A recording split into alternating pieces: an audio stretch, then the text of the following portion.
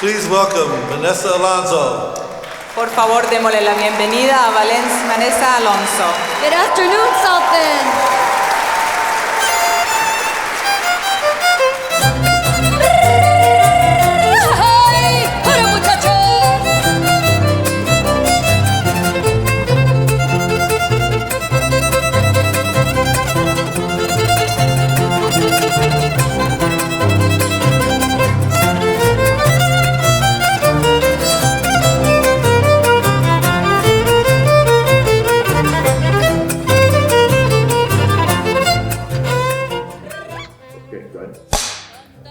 Hi, I'm Justice Zimmerman, and I'm the Executive Director of the South Bend Symphony Orchestra. Marvin is a multifaceted guy, but the kind of the defining things about him is that he's high energy, highly productive, and is also really easy to get along with. I'm Marvin Curtis. I am Vice President of the Board of Directors of the South Bend Symphony Orchestra and also a community organizer here in town. A friend of mine invited me to come hear one of his former students, who happened to be Vanessa Alonso, perform. So Vanessa Alonso is a mariachi opera singer. She sings mariachi, but she has been hired all over the country and I think internationally to sing with operas.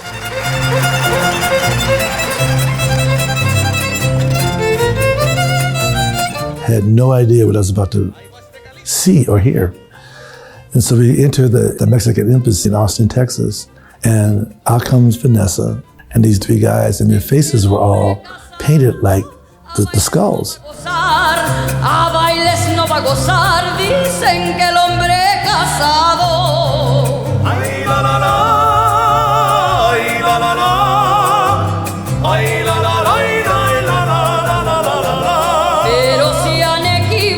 So Trio Chapultepec is an award-winning mariachi group.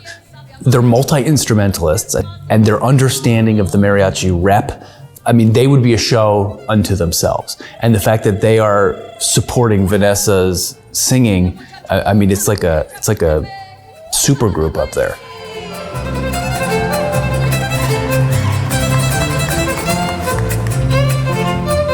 And they played beautifully, the guitar and violin and viola and other instruments. And she sang in Spanish. The whole program was in Spanish. And he's the fish out of water. Like there's this musical tradition that he has no context for, he doesn't speak the language, the program isn't in English, but everyone else is super into it. And he had this real moment of realizing what it must be like to be a native Spanish speaker in South Bend, for example, and why you may not feel comfortable coming to the symphony. I was just moved by it. And I thought two things. One, because this program was all in Spanish and I don't speak Spanish, this is what people that don't speak English get when they go to a concert of ours. And that was the first thing. The second thing I thought about was, how can we bring this to South Bend?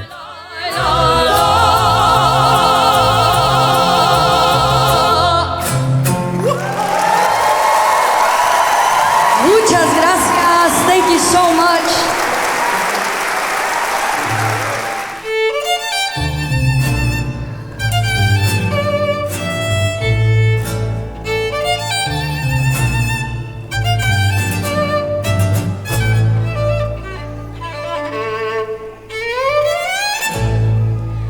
Yo quiero luz de luna para mi noche triste, para sentir divina la ilusión que me trajiste, para sentirte mío, mío tú como ninguna.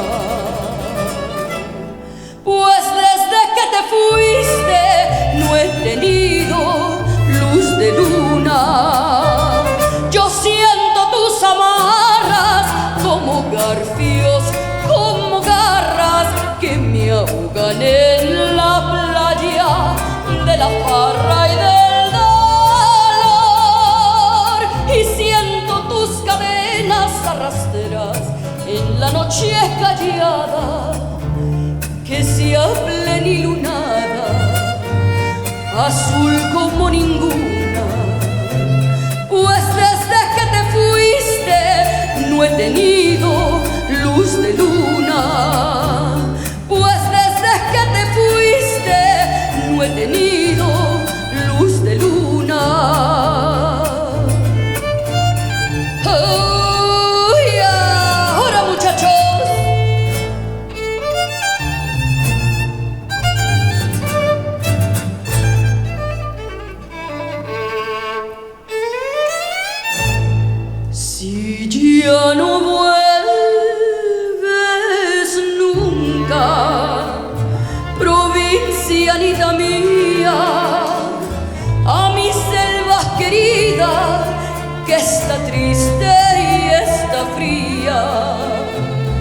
que al menos tu recuerdo ponga luz sobre mi bruma. Pues desde que te fuiste no he tenido luz de luna. Yo siento tus amarras como garfios, como garras que me ahogan en la playa de la farra y del dolor. Y siento tus cadenas arrastreras en la noche callada que sea plenilunada, azul como ninguna. Pues desde que te fuiste no he tenido luz de luna. Pues desde que te fuiste no he tenido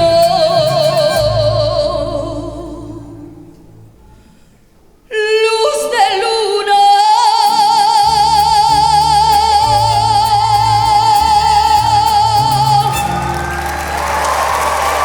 Gracias.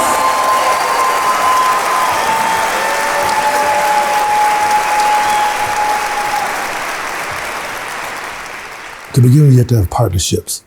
My first partnership was with Justice Zimmerman. Then I had another conversation with Aaron Nichols, who's the executive director of the South Pacific Theater, who was also very excited about it because they were doing West Side Story earlier in the month, and the tie-in could be really sort of cool.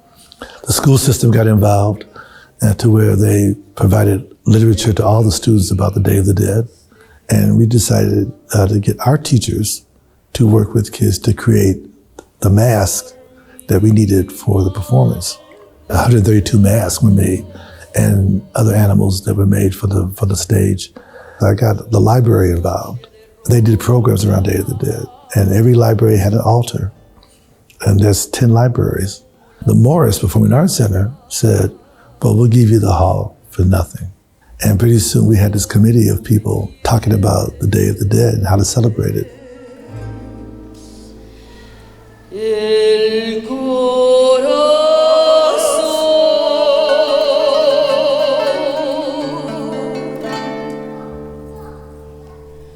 luna que se quiebra sobre la tiniebla de mi soledad. And one of the things that I've learned in my life is that cultures are unique, that you have to learn them in order to understand them.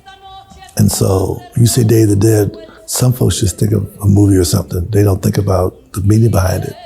Well, I started studying about what it meant and realized that this was a very important time. It's not Halloween. It's a totally different concept. This idea of honoring those who have passed on. So I enlisted some supporters, people that did know about Day of the Dead. My name is Juan Constantino, and I am the executive director at La Casa de Amistad. La Casa de Amistad is a youth and community center that's been around since 1973.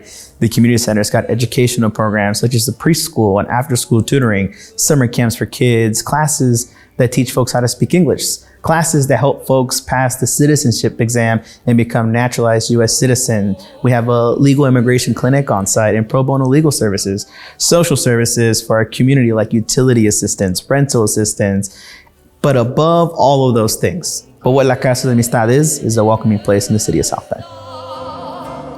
Diles que lo quiero, diles que me muero de tanto esperar. Que vuelva ya, que las rondas no son buenas, que hacen daño, que dan penas y se acaba.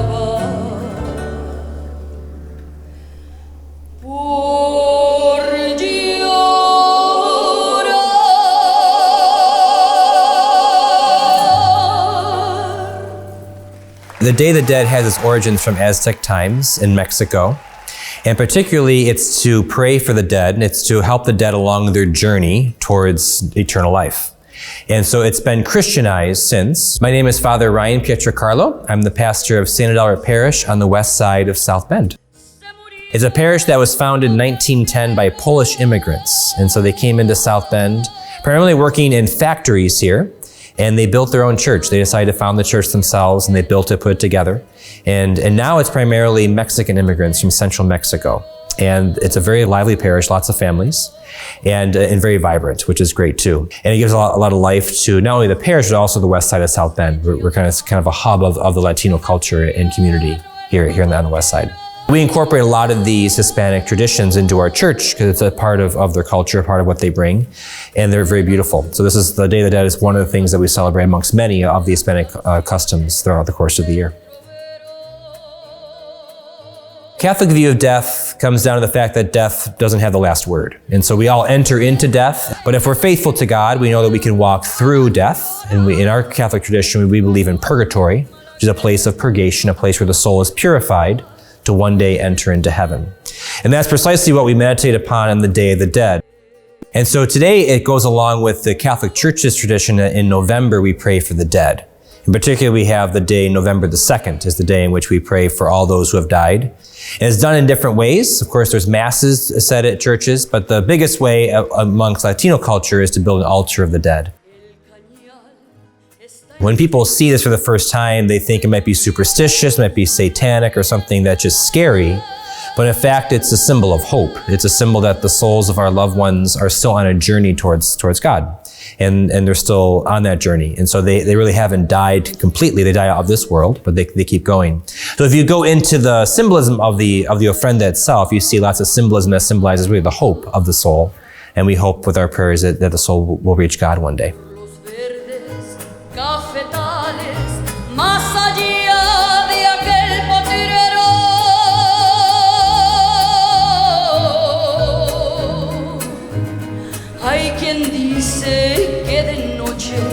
Si aparece el guapanguero,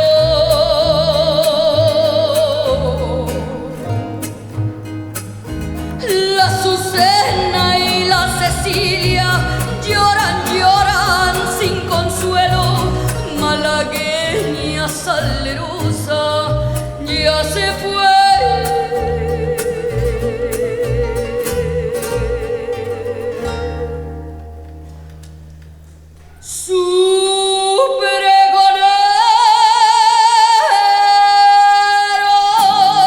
In the 80s, the census data that was being tracked was saying our population was at 3%.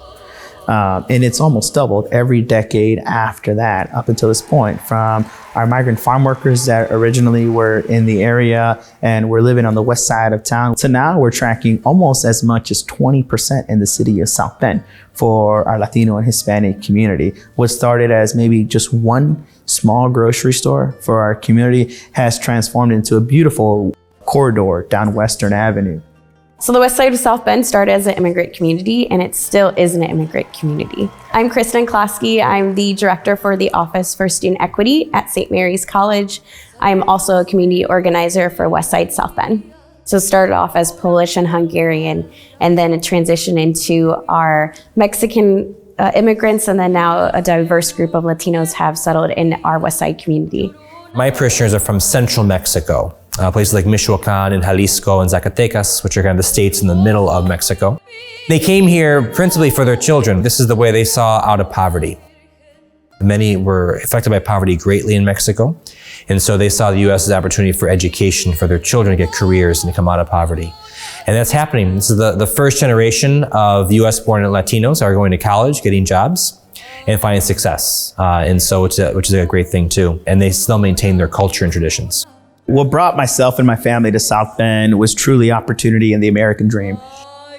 My father, when I was 2 years old, left Mexico, where we were from, and immigrated to the States, came specifically to work in the RV industry. And then 3 years later, my mother, my older brother, and I eventually followed and then moved to the US. You know, my parents didn't have much of an education. My mom only went to school up until the 4th grade.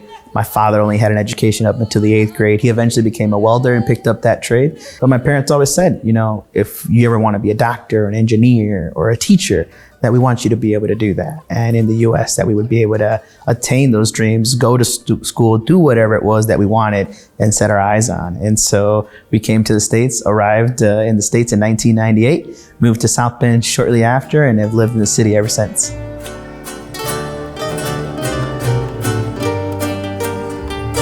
the west side of South Bend is a neighborhood of immigrants. So you get to see that enjoyment of celebrating all things that those immigrant communities have. My mom and dad grew up on the west side, so they were infused by all these cultures. My dad's Polish, my mom's Mexican. So that alone is an infusion of two different cultures. And if we don't celebrate it, how are we supposed to know how to honor someone else, how to respect someone else, how to celebrate someone else? So really that infusion of culture amongst the immigrant community is still alive within the South Bend's West Side neighborhood.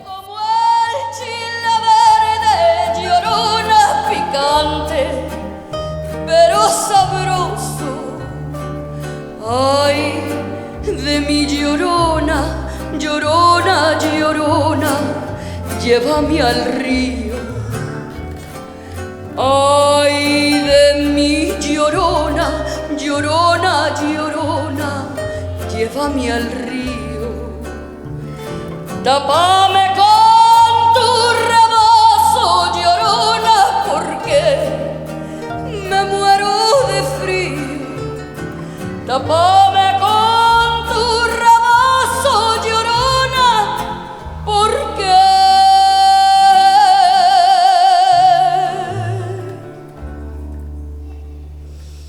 me muero de frío.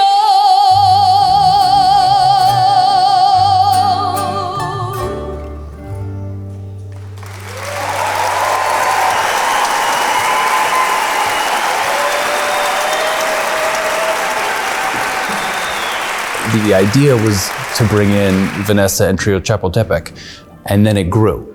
Next thing I knew, Alistair Willis, who conducts the symphony, said, we want to play. And so we began to put together this program. So it included the symphony, which was going to perform music of living Mexican composers.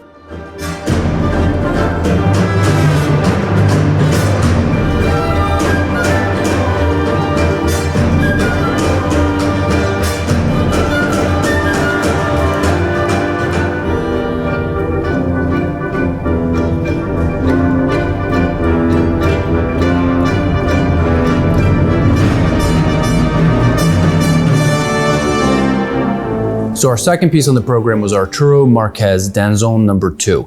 And Danzón No. 2 comes from a tradition of danzons. It's a pretty famous piece coming out of Mexico. Arturo's about 80 now. This is a piece that has been widely played. It's kind of a classic piece, even though Arturo's still with us. And usually things aren't classic until the composer passes on. But really an exemplary piece of Mexican composition.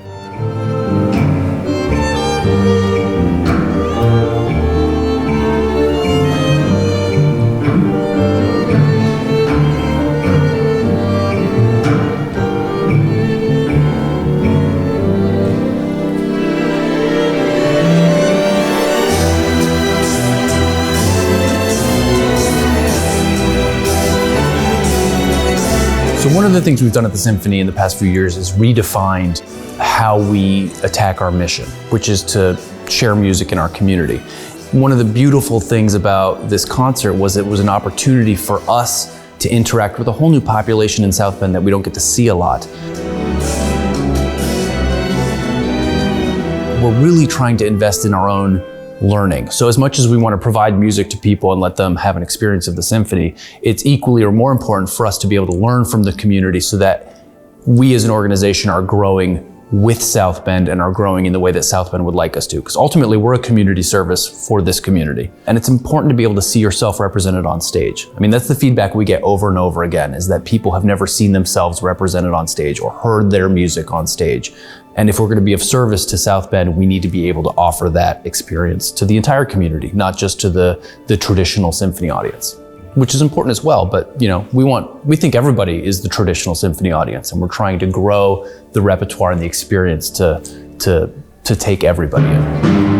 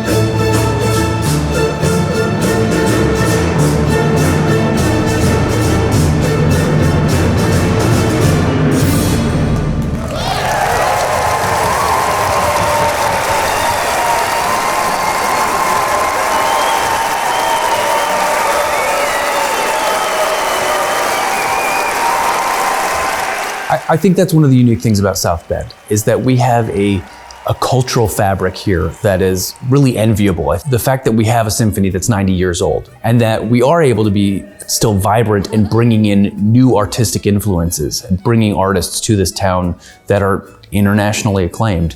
You know, it's part of the vibrancy of this community that we live in. Dicen que por las noches no más se le iba en puro llorar. Dicen que no dormía, no más se le iba en puro tomar.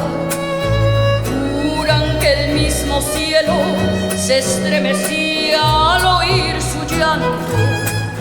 Cómo sufrió por ella, que hasta en su muerte la fue llamando.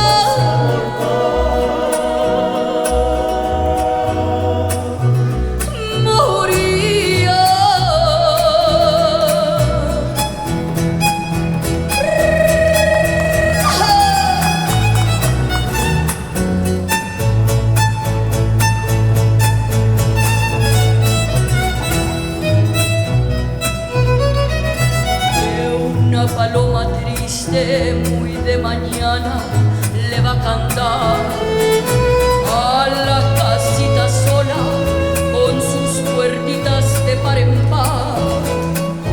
Juran que esa paloma no es otra cosa más que su alma, que todavía la espera a que regrese la desdichada.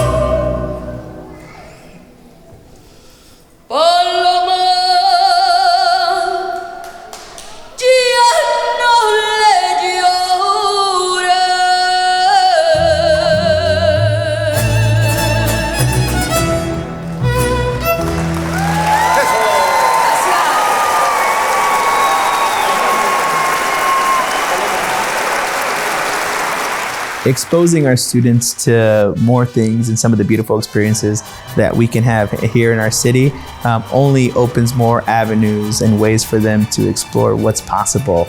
We went to one of the middle schools and did 4 programs for them. We went to the cultural center, to La Casa, and did a concert for them as well. I wanted to showcase the local talent, so I worked with La Casa, and Umberto was able to bring this dance troupe that is a local dance troupe here in South Bend, of young people and adults that do traditional Mexican dance, performing on the stage of the Muertos Performing Arts Center for the first time.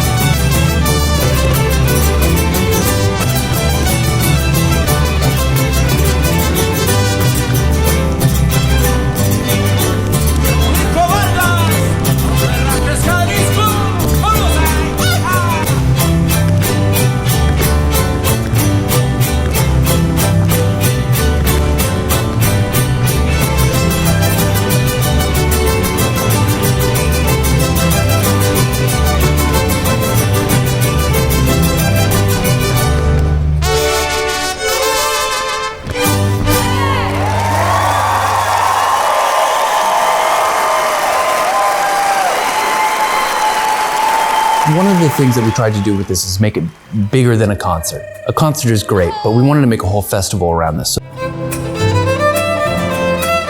The whole thing was just wonderful afternoon.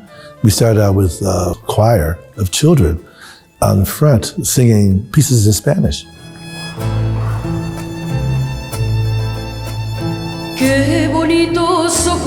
There was kids dancing around in John Hunt Plaza, and there was face paint and singing, and there's music was there. And I would love to see that grow and grow the art experience outside the hall.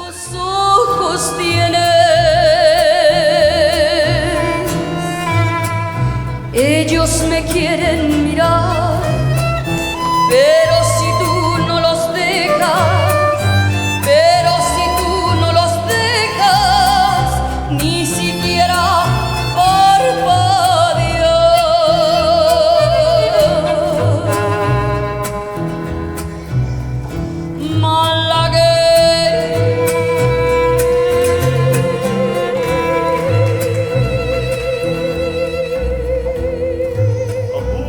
Malagueña salerosa,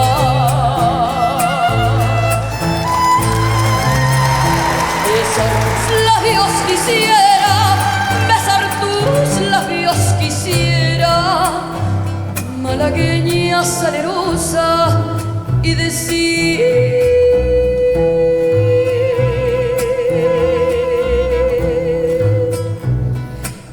niña hermosa.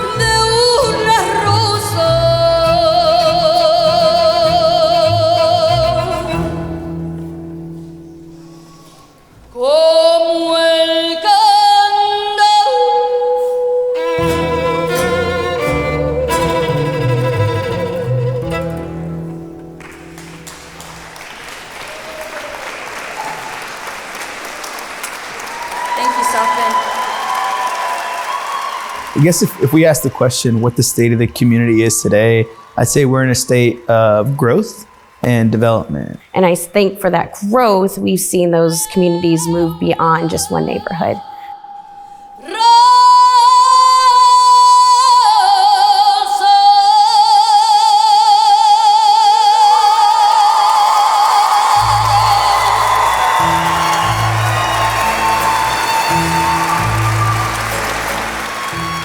Are we keeping pace with educational attainment, professional opportunities, career paths, attainment of our students, either being connected to the trades or colleges and universities? I mean, you look at national stats for the number of Latinas that have got master's degree and they're in single digits. How are we, either keeping pace or outpacing? I think the business community within the Latino and Hispanic community is growing. Many times our community ends up being entrepreneurs in a lot of regards. But it's moving forward and we're progressing. But I think there's a lot of work to do, particularly for the educational attainment and the overall development of the community. So more and more of our community is involved in different areas where they weren't involved before. That could range from anywhere in politics to new jobs within the community. I feel that South Bend has progressed in a very positive way.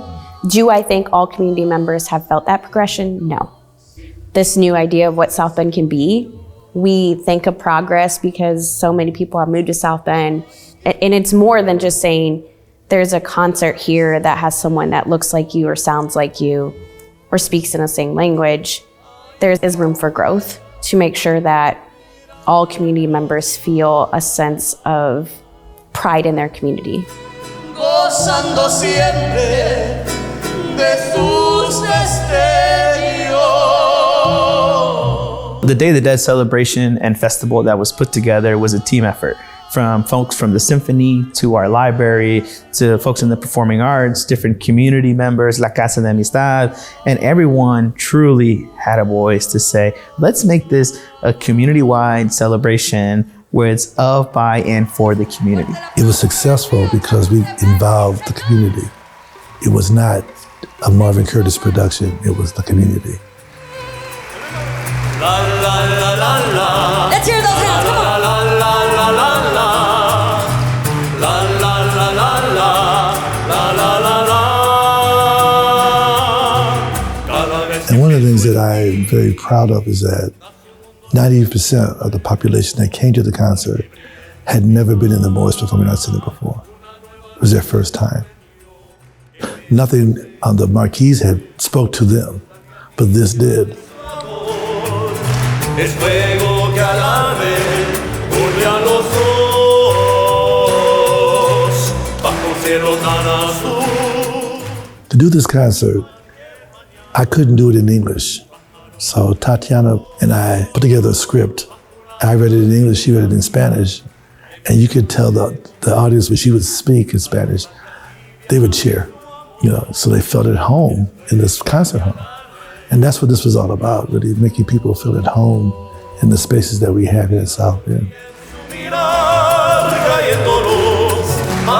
I think the concert in Spanish and English made our community members feel more welcomed. Being represented on a stage is significant. Having faces similar to yours in the crowd just makes it so much easier just to be present and to celebrate what's going on at that space.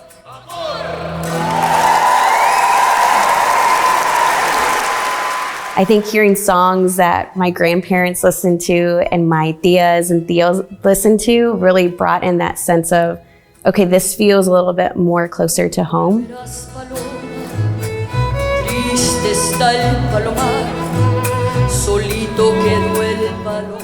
The reaction was incredible. I mean, you couldn't even hear yourself think. People were so excited by the performance. I mean, she sang songs that people grew up with and that have emotional resonances with people.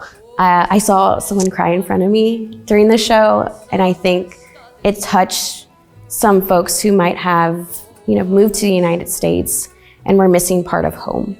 So during that concert, pieces of songs or memories that they might have had really were brought up during that time, and they finally were able to reflect on that and creating that space to have that conversation in Spanish. Folks from our community just remembered those memories of just being in home, and it felt like that day. Desde que te fuiste, se le fue al palomo en puro llorar.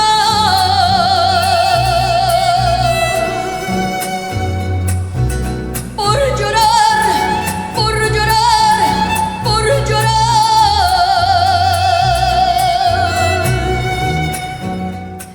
My philosophy is people are people. But also as an artist, it is the art that helps make the cultures work better together. People understand each other through art, not necessarily through words, but through the art. And so this was a way for everybody to learn about another culture's art. We had an audience who were overwhelmed that this was being done in the city of South Bend for them. And that was an important part for me, was that we celebrated something that had never been done before. And we brought this holiday tradition to the Morris Performing Arts Center. And people left out of there feeling that they belonged now in the Morris. They felt welcome.